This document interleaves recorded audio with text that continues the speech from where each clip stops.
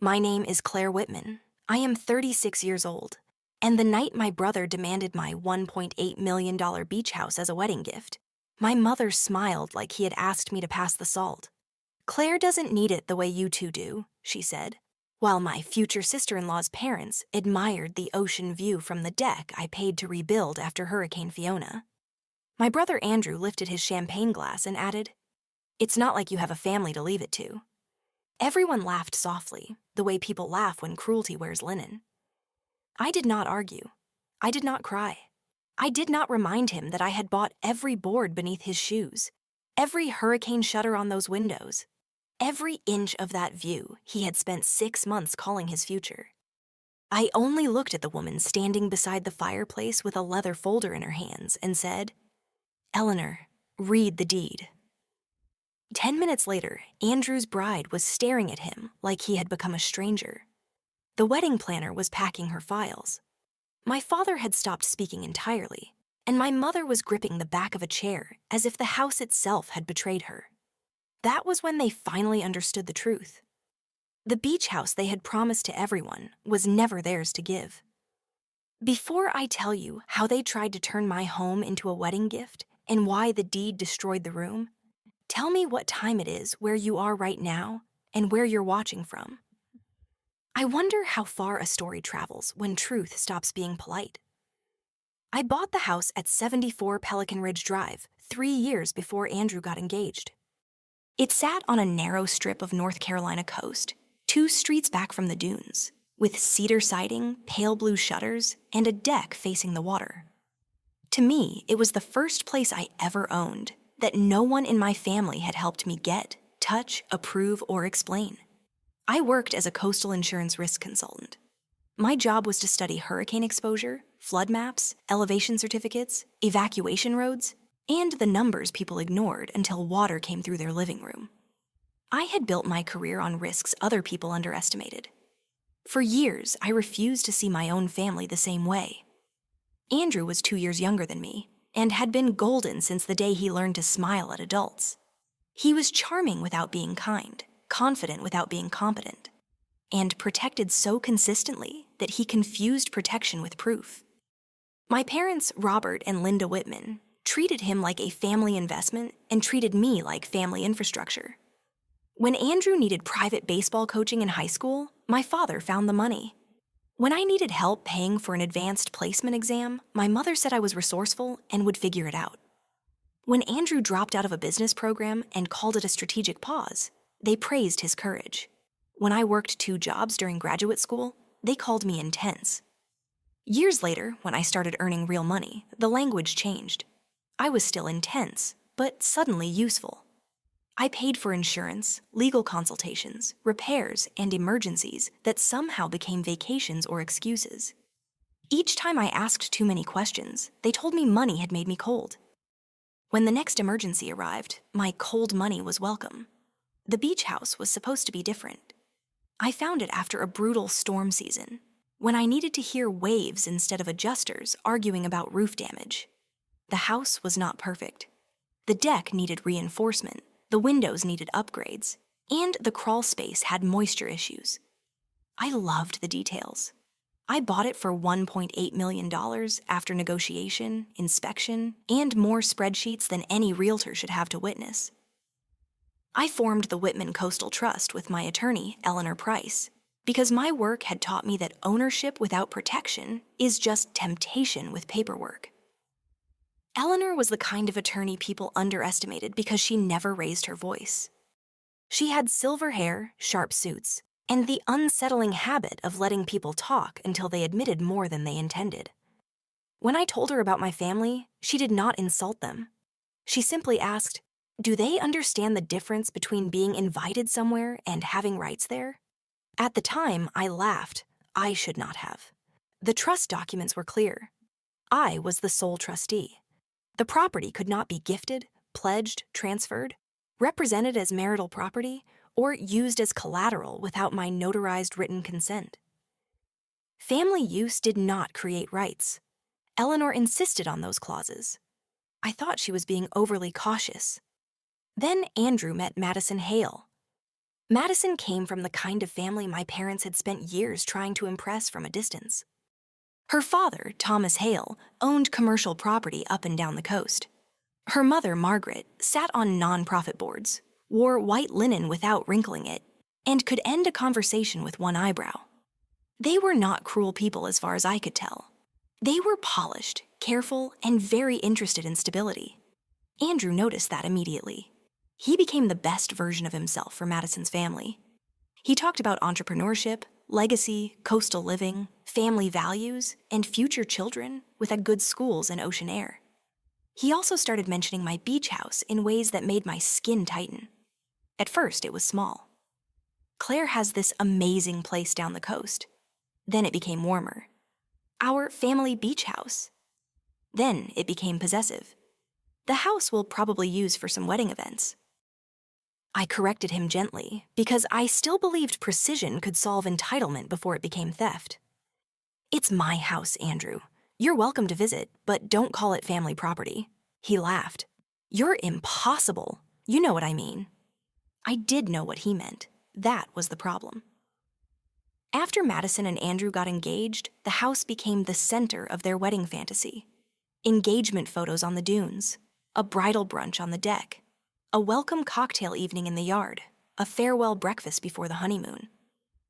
I agreed to limited use because Madison asked politely, and because some tired part of me still wanted to believe generosity could exist without becoming obligation. I required a written occupancy license. Andrew rolled his eyes when I sent it. Are you seriously making me sign paperwork to have family over? He asked. Yes, I said. You've become so corporate. No, I've become experienced. He signed, probably without reading it. That was one of Andrew's lifelong habits. He treated documents as things other people worried about because he was too important to be contained by details. The license allowed specific events, prohibited commercial use, required vendor insurance, and stated clearly that Andrew had no ownership or future interest. Eleanor kept a copy. So did I. 2 weeks later, Madison posted engagement photos from the deck. She looked beautiful in a cream dress with the ocean behind her. Andrew smiling beside her in that effortless way he had practiced since childhood. The caption read, "Can't wait to begin married life in our coastal forever home." I stared at that sentence for a long time. Not because of the photo. Not because I resented her happiness.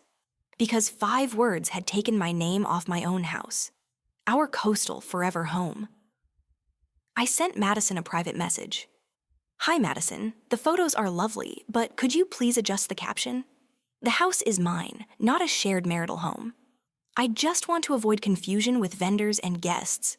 She responded 20 minutes later. Of course. Andrew said the transfer was a family thing that would be handled before the wedding, so I didn't realize it was sensitive. The transfer. I read that line twice. Then I called Andrew. He answered from somewhere loud, probably a bar or gym or one of the places where he liked being seen.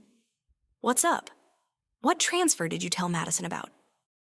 He sighed like I had interrupted something important. Don't start. Answer the question.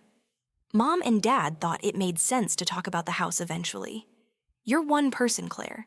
Madison and I are building a life. It would stay in the family. It is in the family. It belongs to me. See, that attitude is exactly why people get uncomfortable around you. For most of my life, that sentence would have worked. I would have explained my tone, softened my words, reassured him I was not selfish, offered a compromise before anyone asked. Instead, I said, "Do not represent my property as transferable again." He laughed once, short and ugly. You can't even be happy for me. I can be happy for you without giving you a $1.8 million house. He hung up. That should have been the end of it. It was not. The first serious red flag arrived from the wedding planner. Her name was Celeste, and she was excellent at her job in the way people are excellent when they are paid to make chaos look elegant.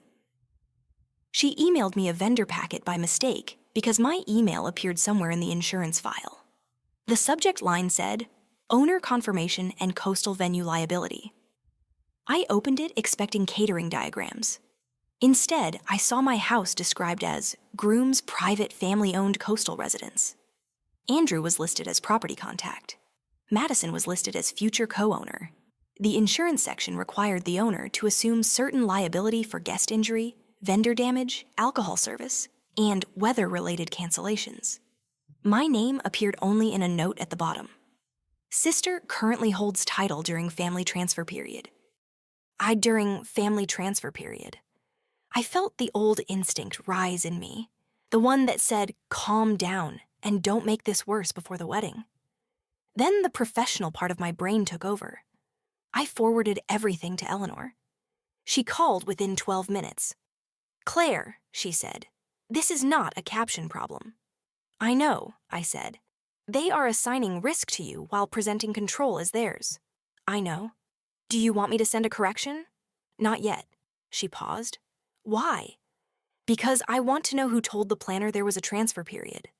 That answer changed the tone of the room, even though I was alone. Eleanor said, "Then we document before we correct." Over the next week, the house became an evidence file. Celeste forwarded the venue summary Andrew had approved. A florist had been told the installation would remain for the couple's first weekend in the home. A rental company had delivery notes for post-wedding residence use. Every vendor had been told some version of the same lie. The house was becoming Andrew's. The first lender call came on a Tuesday afternoon while I was reviewing flood modeling data for a municipal client. "Ms. Whitman," the man said, "this is Daniel Cross from Atlantic Shoreline Credit. I'm calling to confirm whether you are available to provide written owner consent related to a premarital asset restructuring discussion involving Andrew Whitman." I set my pen down. "Premarital asset restructuring involving what property?" He named my address. My body went very still. I asked him to send all verification requests in writing to my attorney. He hesitated, then said Andrew had represented that a transfer was expected before the wedding, and that the property might support short-term financing. "Home improvements?" I repeated. "Yes, ma'am. Deck extension, guest suite conversion, and coastal storm upgrade reimbursement." I almost laughed. I had already paid for storm upgrades. Andrew was apparently trying to finance improvements to a house he did not own by implying he would own it soon. That evening, Eleanor and I sat in her office with the lender's written inquiry, the vendor contracts, the planner packet, and a growing list of screenshots. She placed each page in chronological order. "This is the point where you stop treating it as family pressure," she said. "There are representations to third parties. There may be reliance. There may be attempted collateralization depending on what Andrew submitted. He hasn't forged anything, has he?" "Not that we know." "Not that we know," I repeated. Eleanor looked over her glasses. "That is why we act before they decide public pressure is easier than paperwork." She drafted a formal notice to Andrew, my parents, Madison, the Hales family attorney, the wedding planner, and Atlantic Shoreline Credit. It stated that I was the sole legal owner, no transfer was pending, no one had authority to represent the property as Andrew's asset, and any document suggesting otherwise must be preserved. I read it 3 times before approving it. Then I asked Eleanor to hold it for 24 hours. I wanted one last conversation with my family before lawyers made everything irreversible. That was my mistake. Or maybe it was the last mercy I needed to offer myself, so I would never wonder later whether I had moved too fast. We met at a cafe halfway between my office and my parents' home. My father arrived in a navy blazer like this was a board meeting. My mother wore pearls and the expression she used when she had already decided I was being difficult. Andrew came 10 minutes late, carrying sunglasses and resentment. I brought a folder. They brought entitlement. "I need all references to the beach house as Andrew's property corrected immediately," I said. "Vendors, lenders, wedding materials, guest communications, everything." My father rubbed his forehead. "Claire, you are escalating something that could be handled with grace." Grace would have been asking before lying. Andrew leaned back. "Nobody lied. We all know what the intention was. My intention was to let you host a few wedding events, not give you a house." My mother spoke softly, which was always her most dangerous voice. "You don't need that place the way they do. You have your career. They're starting a family. There it was again. The idea that my life was less real because it did not come with a husband, a nursery, and a wedding registry. I own the house, I said. Need does not transfer title. Andrew laughed under his breath. Listen to yourself. Title, liability, transfer. This is why Madison's family thinks you're cold. Madison's family thinks I'm cold because you warmed them with a lie. My father's hand hit the table, not hard enough to make a scene. Just hard enough to remind me that his anger had always been allowed more space than my boundaries. Do not embarrass your brother before his wedding, he said. I looked at him for several seconds. I am not embarrassing Andrew. I am refusing to let him stand on my deed. My mother's eyes filled with tears. A good sister would make this easy. A good family would not need to trap a signature. That was when Andrew's face changed. Just for a second. Too fast for my parents to notice. But I saw it. Trap. I had guessed too close to something. After the meeting, I called Eleanor from my car. Send the notice, I said. She did. Their response was not compliance.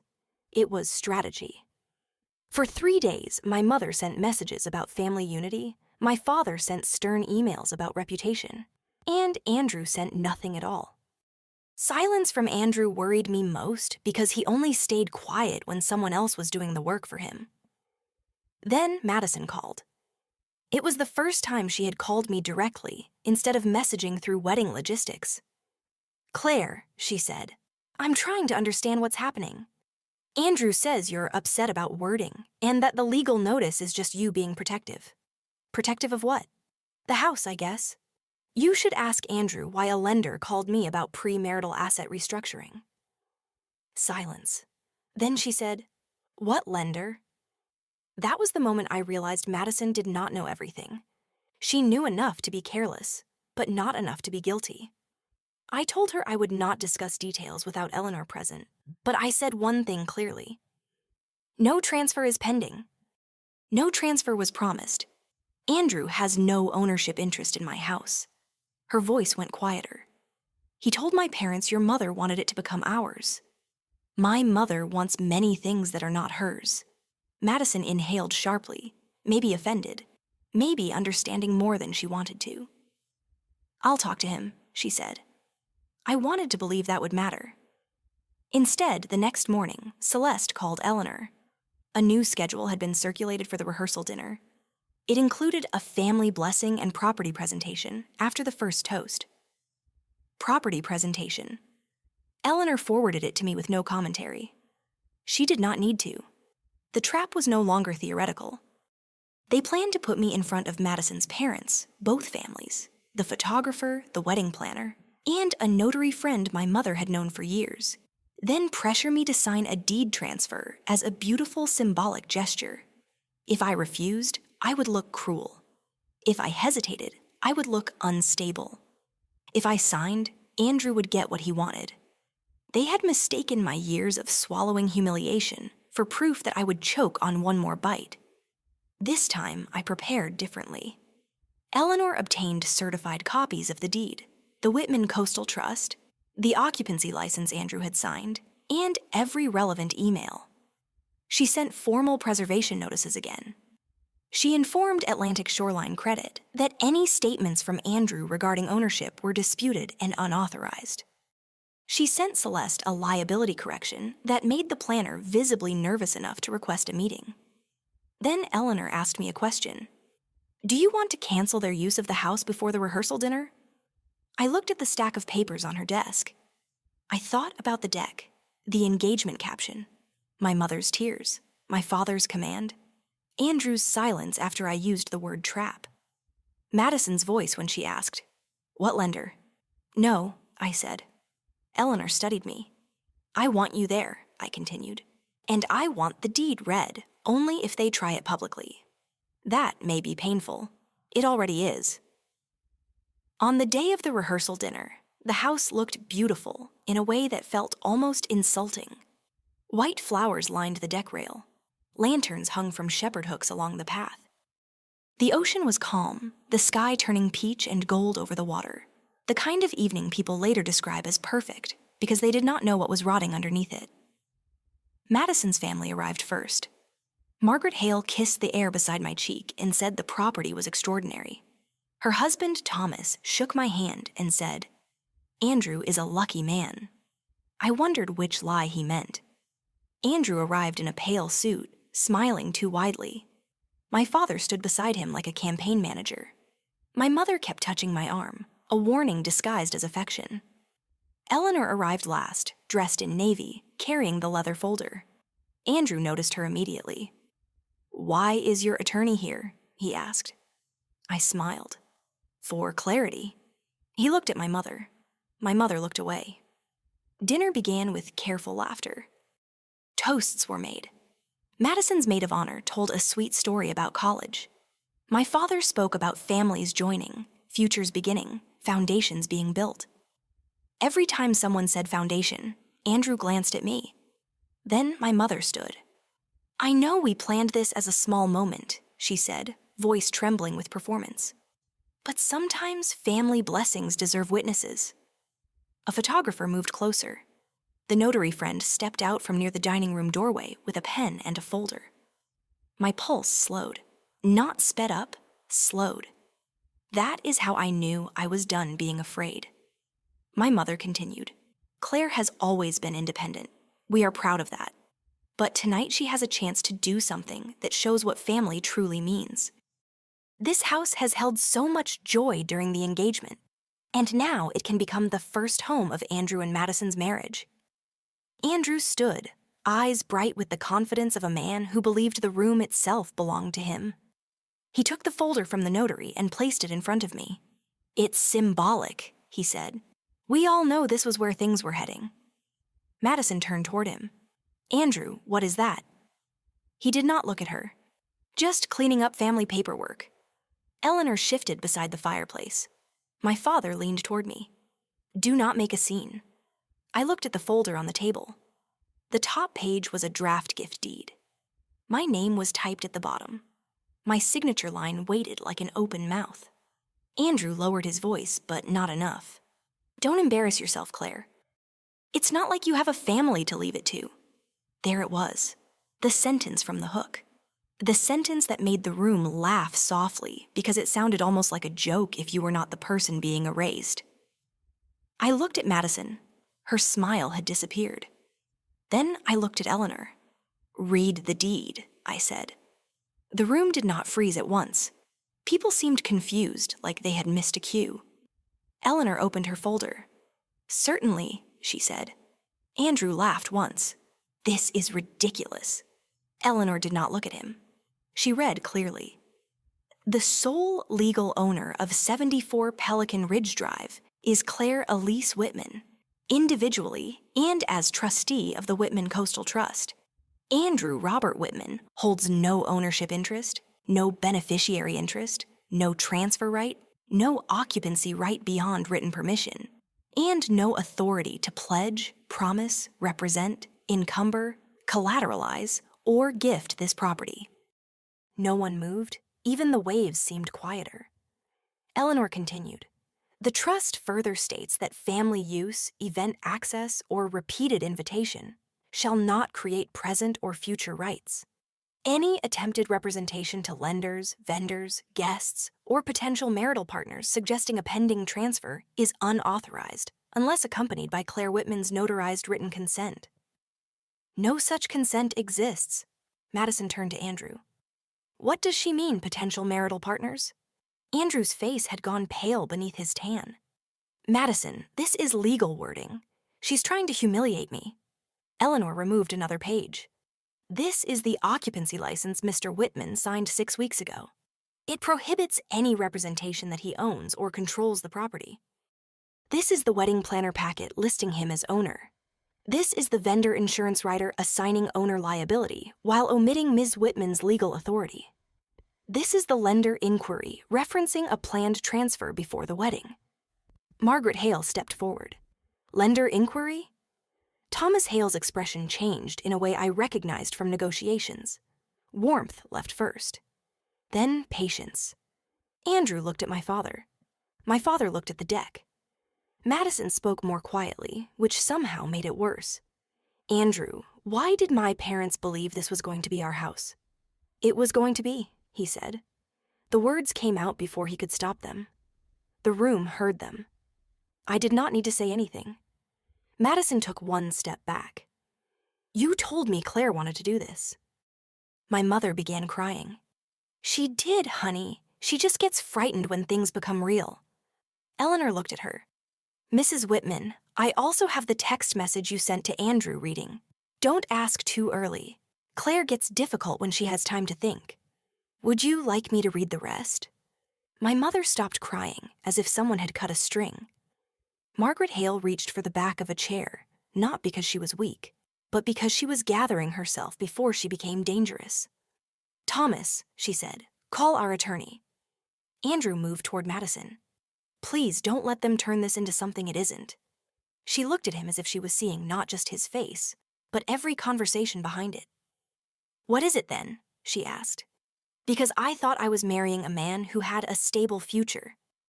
Now I'm hearing that the future had your sister's name on the deed. My father finally spoke. This is a family misunderstanding. Thomas Hale turned toward him. No, Robert. A misunderstanding is when someone gets the dinner time wrong. This is a man representing property he does not own to my daughter, my family, vendors, and a lender. Nobody laughed now. The photographer lowered her camera. Celeste, the wedding planner, quietly closed her binder. The notary friend placed the pen on the table and stepped away from it as if it had become hot. Andrew looked at me with hatred so clean it almost looked like fear. You planned this, he said. No, I answered. You planned this. I documented it. He pointed at Eleanor. You brought a lawyer to my rehearsal dinner. You brought a fake deed transfer to my house. Madison removed the small diamond bracelet Andrew had given her at the engagement party. She did not throw it. She placed it beside the unsigned deed folder. That small sound was the end of the evening. Not officially. Plates still sat on tables. Champagne still sweated in flutes no one wanted to touch. But the story had died. The perfect coastal wedding, the stable groom, the generous sister, the family blessing, all of it collapsed into paper. Margaret asked Eleanor for copies. Eleanor gave her only the documents relevant to Madison and advised her to have counsel request the rest formally. That made Margaret respect her immediately. Celeste announced that all further wedding activities at the property were suspended until liability and authority could be verified. Translation: the reception was not happening here. Andrew followed Madison toward the driveway, begging her not to overreact. She stopped at the path and turned around. You told me your sister was bitter because she had no life of her own, she said. But you were the one building yours inside her house. Then she got into her mother's car. The Hales left first, then the planner, then the notary, then guests who suddenly remembered early flights, children, headaches, anything that allowed them to carry the story away without admitting they wanted to. My parents stayed until the yard was almost empty. My mother looked at me with swollen eyes. How could you do this to your brother? I thought about that question. Not because it deserved an answer, but because it revealed everything she still did not understand. Andrew tried to take my house, I said. You helped him. And somehow the pain you recognize is his embarrassment. My father's voice was low. You will regret humiliating this family. For the first time, I said, I am not the humiliation in this family. Eleanor stepped beside me before he could answer. Mr. and Mrs. Whitman, your permission to remain on this property is revoked. Further communication goes through my office. My father stared at her like no one had ever removed him from a room before. Maybe no one had. They left without saying goodbye. The next morning, the consequences arrived in layers. Madison postponed the wedding indefinitely. The official statement said the couple had decided to take time for private reflection before moving forward. In private, Madison's attorney requested full financial disclosures from Andrew, including debts, loan applications, communications about the beach house, vendor agreements, and any documents implying property transfer. Andrew called me 18 times. I answered none of them. My mother sent a message saying Madison was devastated and that if I loved Andrew at all, I would repair what I had broken. I forwarded it to Eleanor. My father sent one email accusing me of tortious interference with family relationships. Eleanor replied with the calmest legal letter I have ever read, reminding him that family relationships are not protected assets and that attempted misrepresentation of real property can create actual liability. Andrew's attorney lasted 4 days. I know because on the 5th day, Eleanor received a short message from him stating that after reviewing the deed, trust, and communications, he would not be pursuing any claim regarding ownership or reliance. In plain English, Andrew had no case. Atlantic Shoreline Credit opened an internal review of the information Andrew had provided. The lender did not accuse me of anything because I had responded immediately and through counsel. They did, however, withdraw all pending discussions with Andrew and flag the file. Whatever wedding financing fantasy he had been building disappeared. Celeste sent a formal apology and refunded the portion of fees tied to use of my property. The vendors corrected their files. The notary friend wrote a careful statement explaining that she had believed the transfer was voluntary and prearranged. No one wanted to stand near Andrew's version of events anymore. That was the first time I understood the power of documentation. When a family lies, they expect emotion in return. They expect tears, explanations, yelling, guilt, maybe silence. They do not expect folders. They do not expect clauses. They do not expect a calm attorney reading the sentence that makes every story around it impossible. Andrew tried public pity next. He posted a vague statement about betrayal, greed, and relatives who weaponize success when they cannot stand to see others happy. He did not mention the deed. He did not mention the lender. He did not mention the gift transfer folder. Madison did not respond publicly. Margaret did, not directly, but enough. She posted a single sentence on her private social page that someone inevitably screenshotted. Before trusting a person's future, confirm what they actually own and what they merely perform. In the world Andrew wanted to marry into, that sentence was a social execution. By the end of the week, people knew, not strangers. Worse, the right people. Madison's parents' friends, wedding guests, Andrew's colleagues, my father's golf circle, and the coastal realtor who had heard Andrew call the house his. A lie that had been useful because it was vague became deadly once details attached to it. The story changed rooms faster than he could clean it. Madison met me 2 weeks later at a quiet coffee shop near Raleigh. She looked tired and younger than she had at the rehearsal dinner. "I owe you an apology," she said. "I should have asked you directly before I believed him." "Yes," I replied. She admitted Andrew had told her I had promised the house years ago, that I only needed public appreciation to feel safe enough to let go, and that my parents understood me better than I understood myself. "It sounds rehearsed now," she said. It was, I told her. Her parents had advised her not to proceed with the marriage unless Andrew provided complete financial disclosure and counseling. She did not think he would. Before she left, she said, "When he said you had no family to leave it to, that was when I knew something was wrong. No good person says that and expects applause." "I hope you choose carefully," I said. "I am now." Andrew never forgave her for that.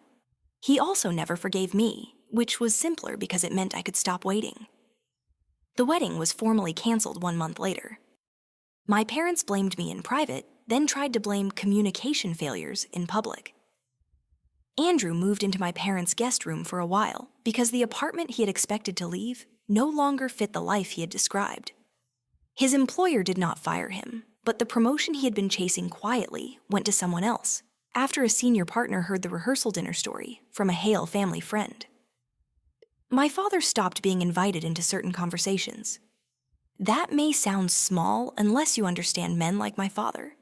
He could survive disagreement or debt as long as he controlled the public version. What hurt him was seeing other men hesitate before taking his word. My mother called twice from blocked numbers. The first time she cried. The second time, she accused me of destroying Andrew's chance at happiness because I could not tolerate seeing someone else build a family. I listened until she finished. Then I said, "If his happiness required my signature on a deed I did not want to give, it was never happiness. It was a transfer." She hung up. I changed the locks, updated the gate code, removed every family photo from the hallway, and canceled all future permission for family events at the house. Eleanor amended the trust documents to add even stricter communication and access protocols. She also made me promise that any future request involving family and property would go to her before my guilt got a vote. I agreed. For the first month after the rehearsal dinner, I barely used the beach house. I had won, technically. The deed still had my name. The trust worked. Andrew had no claim. But the house felt bruised. I could still see the white flowers on the deck, the unsigned gift deed on the table, Andrew's hand around a champagne glass, my mother saying I did not need it, my father ordering me not to embarrass him, the laughter after the line about having no family to leave it to. Sometimes winning does not feel like celebration. Sometimes it feels like standing alone in a room finally cleared of people who should never have been invited in.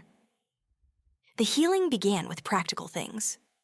A contractor removed the extra hooks from the deck railing where wedding lanterns had hung. I replaced the guest room linens Madison's bridesmaids had chosen for the weekend.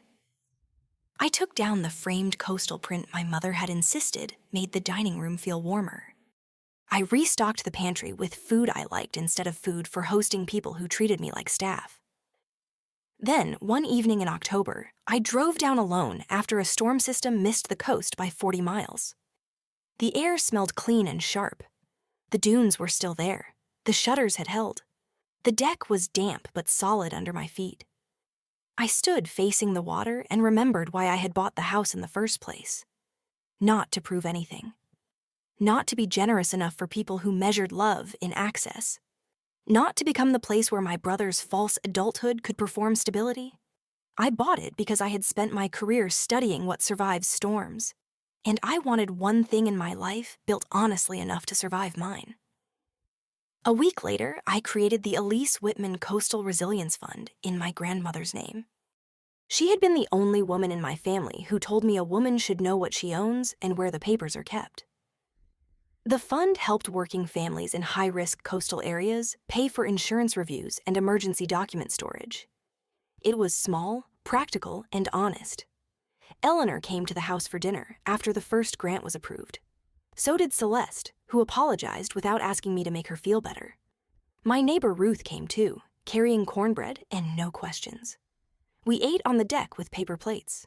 At one point, Eleanor raised her glass. "To accurate records," she said. I raised mine. "To accurate records," I said. And locked doors. Months later, Madison sent one final email. She had ended the engagement for good. She did not ask for friendship, and I respected that. She only wrote, "I'm sorry I admired the view before I asked whose foundation held it." That was a better apology than any member of my family had given me. Andrew sent nothing except eventually a message on my birthday that said, "Hope the house keeps you warm." I did not respond. My father never apologized. My mother mailed a card with a beach painted on the front and 3 underlined words inside. Family should forgive. She did not mention what family should not steal. I put the card in a drawer with copies of the old messages, not because I needed them for court, but because memory gets soft when loneliness starts editing it. One day I might remember her crying and forget the folder. I might remember Andrew losing Madison and forget the gift deed. Documents are not only for lawyers. Sometimes they are for the future version of you who gets tired enough to doubt herself. People ask whether I regret letting Eleanor read the deed in front of everyone. The honest answer is no. I regret that it had to happen there. I regret that Madison heard the truth at a dinner where she expected to be celebrated. I regret that my parents mistook generosity for weakness. But I do not regret protecting what I built. A house is not just walls when someone spent years earning it alone. A deed is not just paperwork when everyone around you is trying to write your name out of your own life. And family is not a magic word that turns theft into tradition. Andrew wanted my $1.8 million beach house as a wedding gift because he believed the role of a sister was to give until nothing legally hers remained emotionally safe. My parents supported him because they had spent my whole life treating his future as a family project and mine as a private responsibility. Madison's family believed him because confidence can sound like truth when no one has read the documents. Then the lawyer read the deed. Not loudly, not cruelly, just clearly. And clarity was enough. So tell me honestly, if your family demanded the one thing you built alone, then called you selfish for protecting it, would you give them one more chance? Or would you do what I did and let the deed speak before they turned silence into consent? Thank you for staying with this story until the end. This fictional story was created for entertainment, education, and reflection. Boundaries do not destroy honest love. They reveal who depended on your lack of them